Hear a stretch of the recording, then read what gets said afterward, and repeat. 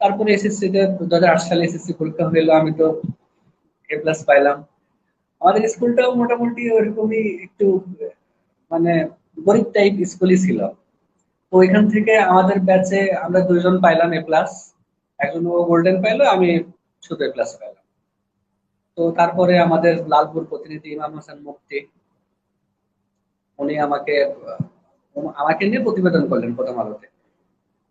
প্রতিবেদনটার শিরোনামটা কি ছিল আমার এই মুহূর্তে মনে নাই, কিন্তু আহ, এরকমই ছিল যে দিনমজুর বাবার ইঞ্জিনিয়ার, সরি, দিনমজুর বাবার ছেলে এখন জিপিএ 5 পেয়েছে, এই টাইপ কিছু ছিল।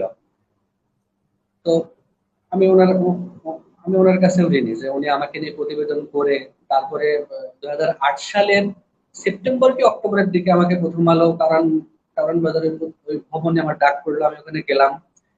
গিয়ে ওখানে গিয়ে আমার আম্মাও গেছিল সাথে। ওইখানে গিয়ে আর কি আমাকে বৃত্তি দেওয়ার ব্যাপারটা বলা হইলো।